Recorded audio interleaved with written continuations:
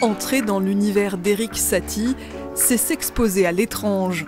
Loin des conventions, le compositeur des Gymnopédies ou de 3 morceaux en forme de poire garde une sacrée part de mystère. Donc quand on représente Erik Satie, c'est souvent avec une poire, c'est resté, ça lui va bien. Peut-être la forme un peu gironde, le côté incompréhensible de la poire, puis son côté normand. Pour dresser sa version du portrait d'Erik Satie en bande dessinée, ce jeune Honfleurais a d'abord cherché à esquisser le profil psychologique de son sujet.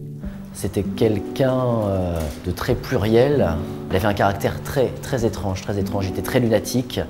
Il a eu une période mystique effroyable d'ailleurs, il s'est enfermé dans sa solitude à cause de ça. Satie, à la fin de sa vie, s'est fâché avec tout son entourage.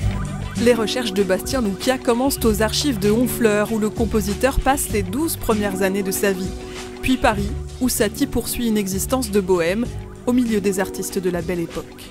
On va s'intéresser à son entourage, donc après il faut faire des recherches sur Debussy, Ravel, Cocteau. Alors on va se lancer aussi dans les impressionnistes, dans le romantisme. On va s'intéresser à la vie de Montmartre, au cabaret, au chat noir. La vie de Satie, c'est vraiment une forêt foisonnante, mais où il est très plaisant de se perdre. Auteur des dessins et du scénario, Bastien Loukia a choisi de représenter plusieurs styles au fil des chapitres, à l'image de Satie et de son époque.